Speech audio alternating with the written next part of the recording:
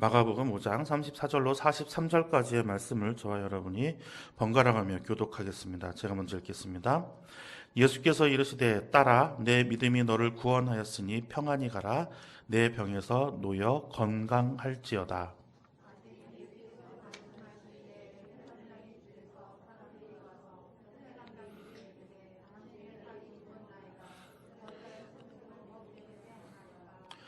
예수께서 그 하는 말을 곁에서 들으시고 회당장에게 이르시되 두려워하지 말고 믿기만 하라 하시고 야고보와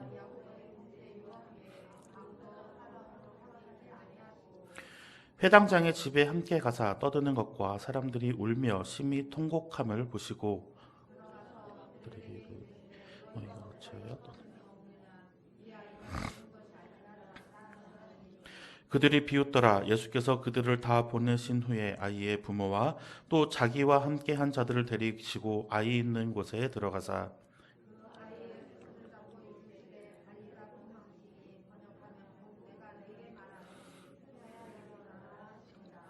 소녀가 곧 일어나서 걸으니 나이가 12살이라 사람들이 곧 크게 놀라거늘 예수께서 이 일을 아무도 알게 못하게 하라고 그들을 많이 경계하시고 이에 소녀에게 먹을 것을 주라 하시니라. 아멘.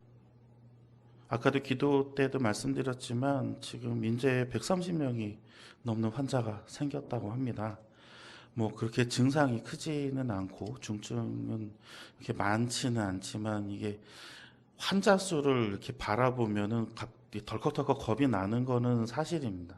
그래서 우리 성도님들도 이렇게 각별히 위생 조심하시고 방역 철저히 지켜주셔서 우리가 안전하게 또 그리고 이 교회도 안전하게 예배드릴 수 있도록 우리가 한번 같이 만들어가야 할 것입니다. 아마 이제 어느 정도 환자 수가 올라가고 나면 이제 또 이제 감소세로 내려간다고 하니까요. 이제 얼마 남지는 않은 것 같습니다. 위에서 많이 기도해 주시고, 하나님께서 빨리 회복시켜 주시기를 우리 같이 또 힘내서 기도해야 되지 않을까 합니다. 오늘 본문의 말씀에는 두 가지의 이적이 나오고 있습니다. 34절에 이제 마지막 끄트머리에 있는 이적이 하나 있고요. 그리고 35절로 시작해서 43절까지 있는 이적이 있습니다. 예수님께서 이적을 우리에게 보여주실 때 많은 것들을 성경을 통해서 많은 이적들을 보여주셨는데 급식 이적, 먹이시는 이적이죠. 그런 급식 이적, 물로 포도주를 만들어서 가나의 혼인잔치에 그 온 하객들을 이렇게 배불리 좋게 하였다든지 아니면은 오병이어, 칠병이어와 같이 물고기 2마리 아니면은 저기 보리떡 5개, 보리떡 7개로 어마어마한 그 사람들을 배불리 먹이고도 또 얼마나 또 많은 것들 음식을 또 남기시는 그러한 이적들을 또 볼 수가 있습니다. 병 고치는 이적 같은 거는 하도 성경에 많이 있어서 또 우리가 알 수가 있고요. 귀신을 쫓아냈던 그런 이적들도 있습니다. 군대 귀신, 귀신 들린 사람, 그다음에 돼지들 그렇게 해가지고 귀신 들려서 또 고통받고 있는 그러한 또 사람들을 이렇게 해방시켜 주셨던 그런 이적들을 보여주셨는데 오늘은 죽음에서 살아나게 하시는 그러한 이적을 우리가 볼 수가 있습니다. 죽음에서 죽은 사람을 살렸던 이적을 성경에서 한번 찾아보면은 예수님까지 해서 5, 그러니까 예수님 빼고 4명이 죽은 사람을 살렸는데요. 엘리야, 첫 번째로 보면 엘리야, 사르밧 과부의 아들이죠. 제가 이걸 PPT로 왜 만들었냐 하면은 보시고 기억 좀 하시라고 좀 공부도 하시면서 사르밧 과부의 아들을 살렸던 이 사르밧 과부랑 왜 같이 살게 되었는지는 아시죠? 3년 동안 비를 내리지 않았는데 그 비를 내리는 것을 그 가뭄을 피하는 동안에 이 과부의 아들이 죽죠. 그래서 이거를 살리십니다. 그 두 번째는 엘리사, 수넴 여인의 아들을 살리죠. 열왕기하 4장에 나와 있습니다. 세 번째로는 이제 베드로, 예수님의 수제자 베드로가 다비다를 살리는 내용입니다. 사도행전 9장에 나와 있는 내용이고요. 마지막으로 바울 사도가 유두고라 하는 청년, 이렇게 난간에서 꾸벅꾸벅 졸다가 떨어져서 죽은 그 청년을 이제 살려서 아침까지 떡도 먹고 이야기도 하면서 돌아가게 했던 그 내용들을 우리가 볼 수가 있습니다. 근데 예수님께서는 야이로의 딸, 오늘 그 본문의 말씀인 야이로의 회당장 야이로의 딸을 살렸던 것 외에도 나사로, 그 마리아 마르다의 오빠 나사로를 살리신 이야기 요한복음 11장에 나오고 있습니다.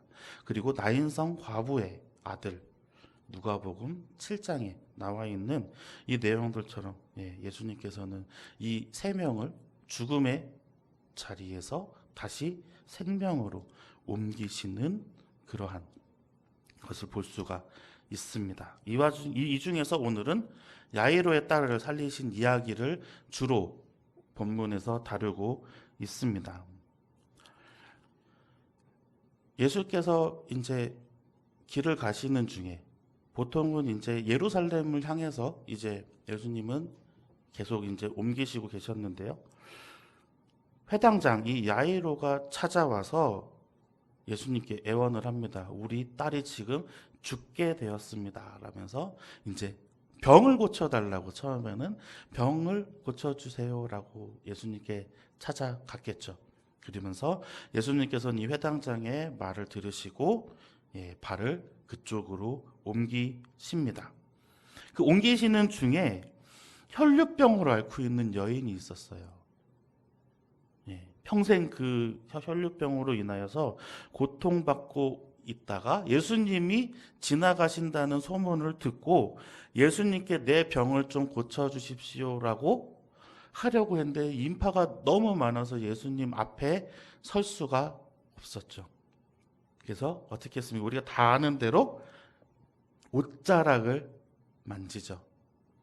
그래서 예수님께서 그 능력이 빠져나감을 보시고 그 여인에게 돌아서십니다. 그러고 났더니 가는 길에 벌써 이 회당장의 딸이 죽었다는 소식을 듣습니다. 그런데 예수님은 희한한 말씀을 하세요. 죽은 것이 아니라 잔다. 이 말을 들었던 사람들 중에 대부분은 예수를 비웃습니다. 아니 무슨 이 말을 전하러 온 사람이 바보도 아니고 죽은 것하고 잔 것하고 구별을 못하나 라고 생각을 했을 수도 있겠죠. 하지만 예수님의 눈으로 보기에는 죽은 것과 잔 것과 그렇게 크게 구별하여서 나눌 필요가 없었던 것 같습니다. 왜요? 예수님께서는 삶과 죽음을 초월하신 분이죠. 죽음에 있는 자리에 있는 사람도 다시 생명의 자리에 옮기게 하실 수 있는 분이시기 때문입니다. 자, 오늘 우리가 이걸 한번 생각해 봐야 됩니다. 기도 때마다 전지전능하시고 인간의 생사화복을 주장하시는 하나님 하면서 우리가 기도를 하는데 정작 우리의 상식으로 불가능한 일에는 이 사고가 되질 않아요. 하나님께서 충분히 하실 수 있음에도 불구하고 하나님이 충분히 하실 수 있다는 것은 계속 말로는 하는데 그것을 우리는 간구하지 않아요. 어찌 보면 이 비웃는 사람과 비슷하지 않을까 합니다. 이 비웃는 사람들을 뒤로 하시고 예수님께서는 그 생명을 살리시죠. 단 한마디를 달리다군 소녀여 일어나라 말씀으로만 그 생명을 다시 죽음의 자리에서 돌이켜 세우십니다. 오늘 본문의 말씀에 보면은요, 그 자신의 고난에 처한 사람들이 나옵니다. 두 가지의 사람인 두 종류의 사람이 나와서 또 두 가지의 모습을 우리에게 보여주고 있습니다. 첫 번째 나왔던 이 혈류병을 앓고 있는 여인에서 볼 수 있는 모습은 간절함입니다. 마가복음 5장 25절에서 28절까지의 말씀을 한번 같이 읽어보겠습니다.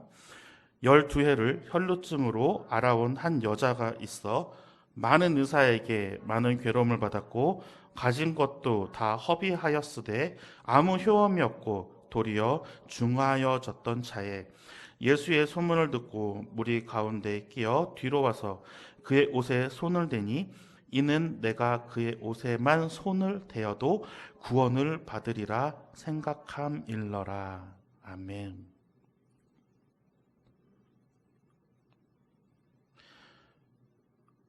혈류병을 여인이 고침받은 마지막 그 구절의 앞면에 있는 이 말씀입니다. 이 말씀에 보면 내가 그의 옷에만 손을 대어도 구원을 받으리라 생각했음일러라. 네, 이와 또 관련된 또 찬양이 있어요. 그의 옷자락 만지며 뭐 그런 찬양이 있는데요. 제가 한번 잘 배워가지고 네, 성도님들께 한번 가르쳐 드릴게요. 옷자락만 잡아도 뭐 예수님께서 뭐 능력을 막 여기 막 옷에 막 질질 흘리고 다니시는 게 아니잖아요.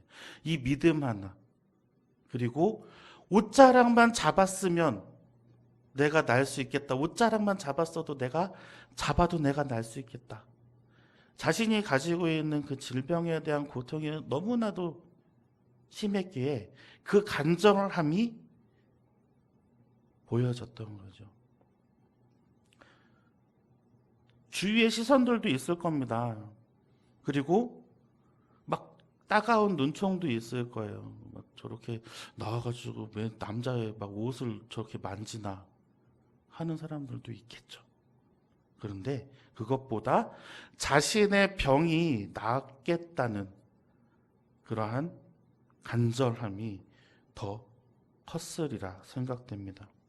우리도 이런 것들이 필요합니다. 주변에 장애물들이 있어요. 주변에 시선들도 있고요. 좀 이거를 이렇게 막 우리가 대놓고 하면은 좀 보이기 좀 그렇지 않을까 하는 그러한 마음들도 있겠죠. 하지만 그 마음보다 간절함이 뛰어넘어질 때에 우리는 다시 한번 기적을 볼 수 있을 겁니다.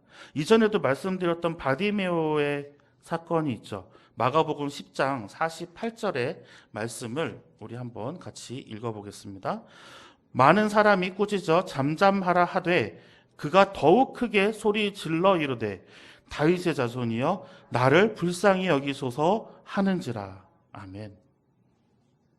거지 맹인 바디메오를 사람들이 예수님 앞에서 치워버리려고 할 때 바디메오는 목숨을 걸었습니다. 내가 여기서 회복되지 않으면, 내 눈이 보여지지 않으면 또 똑같은 암흑의 세상에서 내가 구걸만 하고 있어야 된다라는 그러한 생각에 더 절박함으로 예수를 찾아 부른 거죠. 더욱 크게 소리 질러 이르되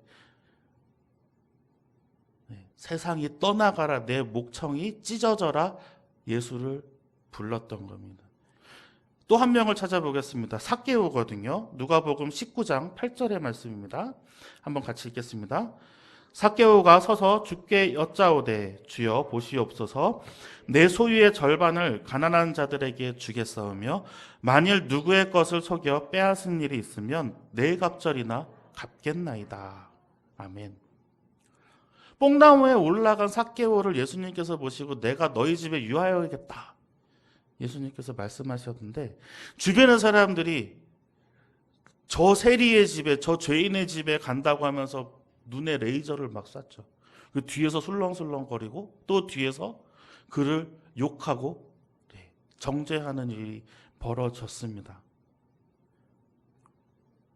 근데 삭개오는 예수님을 집에 초대하고 싶었어요. 이미 마음은 이제 예수님의 이 마음으로, 또 예수님께 다가가는 마음으로 이미 바뀌어져 있었거든요. 근데 주변에 자꾸 그러한 말들과 시선과 또 손가락질과 정죄함이, 혹시나 이것 때문에 예수님이 나를 찾아오시지 않으면 어쩔까 하면서 오늘 이 고백을 해버려요. 내 소유의 절반을 가난한 자들에게 주고, 또 누구의 것을 속여 빼앗은 일 있으면 내 갑절이나 갚겠나이다. 세리들을 당연히 이스라엘 사람들은 싫어했습니다. 왜요? 올려서 내야 될 세금을 제외한 나머지는 다 이 세리들의 몫이었기 때문에 세리들은, 힘없는 자들은 자기들이 세율을 마음대로 정해서 뺏었거든요. 착취했죠. 그래서 항상 세리들은 나쁜 놈, 그리고 뒤에 이렇게 불량배들을 항상 데리고 다녔던 그러한 이미지로 남아 있는데, 이 삭개오는 이미 예수님을 찾아가기로 마음먹어서 돌무화과 나무에 올라갔을 때부터 자신이 해왔던 것들을 버리기로 다짐했던 것이죠. 그리고 예수님께 또 더 좋은 말씀을 듣기 위해서 이 간절함으로 고백을 합니다. 그들 안에서 구원의 열망이 얼마나 컸는지를 알아볼 수가 있습니다. 질병으로부터의 구원, 그리고 본인의 삶의 구원, 그런 것들이 주변의 상황이나, 그리고 주변에 있는 눈총이나, 그리고 주변에 있는 압박보다 그 간절함이 더 컸던 것이죠.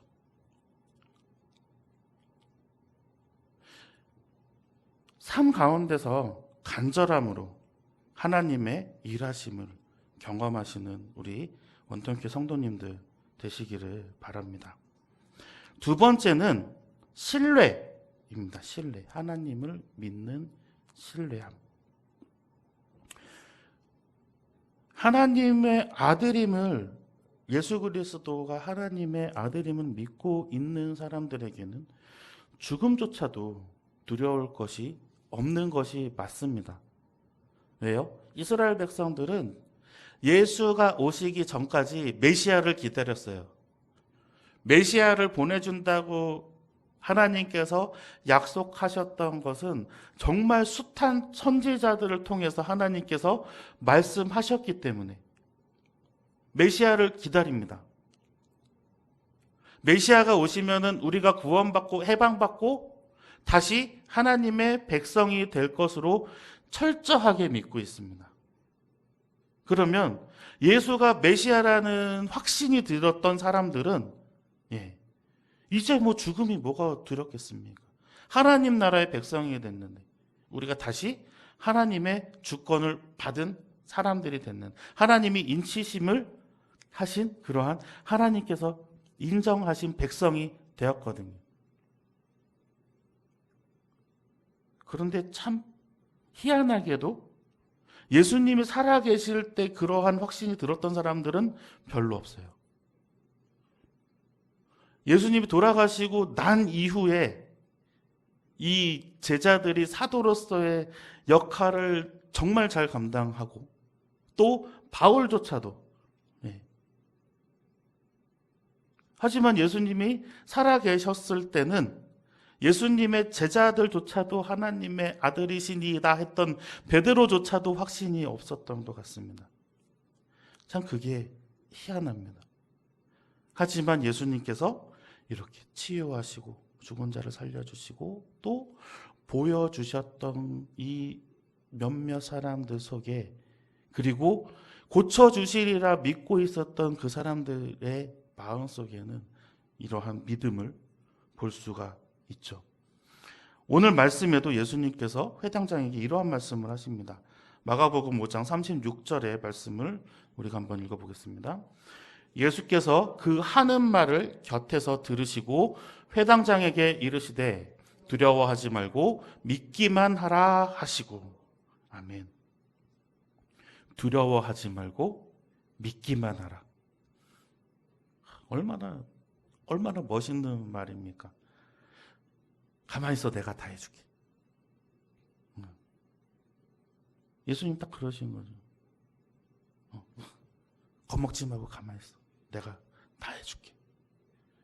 나만 믿고 그냥 나만 따라오면 되잖아. 얼마나 멋있는 말씀을 해주신 건지 몰라요. 지금도 우리 마음속에서 그렇게 이야기하고 계십니다. 두려워하지 말고 나만 믿고 따라오면. 두려워하지 마. 두려워할 거 하나도 없잖아. 하나님이 내 아버지고 성령님이 우리랑 함께 하시는데 뭐가 두렵겠어요? 믿음만 있으면 무엇이든지 할 수 있다고 예수님께서는 몇 차례에 걸쳐서 이야기하십니다. 마태복음 17장 20절의 말씀을 한번 읽어보겠습니다.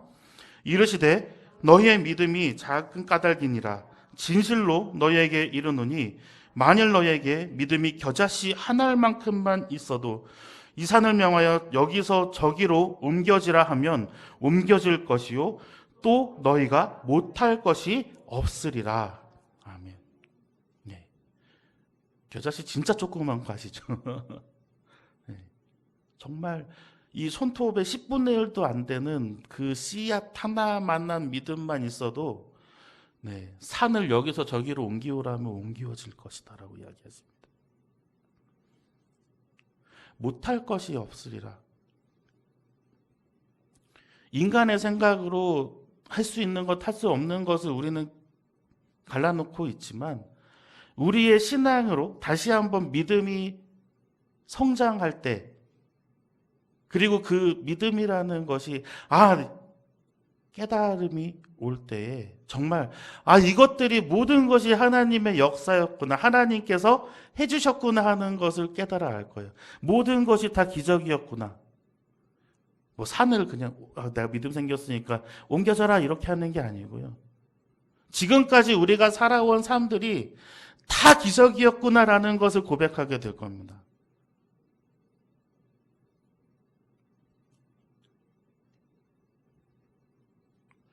예수님께서 도착하시기 전에 이미 야이로에 따른 죽음을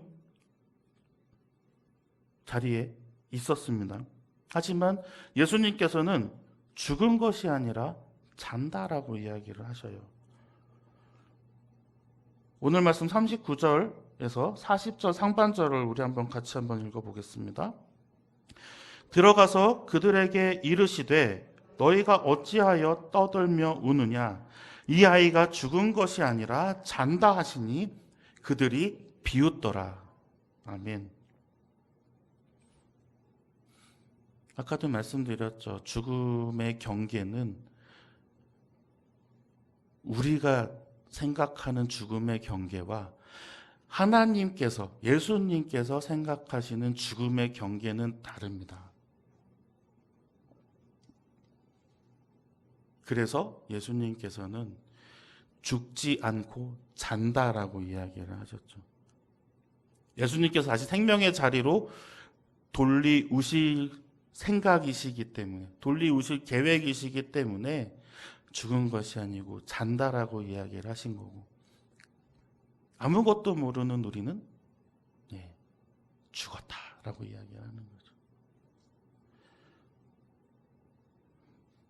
저는 저희 할머니의 임종을 한번 봤습니다. 할아버지 때는 너무 어려서 저희 이제 부모님이 들어오지 못하게 했었고요. 할머니 임종을 같이 이렇게 경험을 했는데 그 할머니 임종이 저희 교회에서 완전히 막 화제가 돼서 이 노권사님들의 로망이 되셨어요.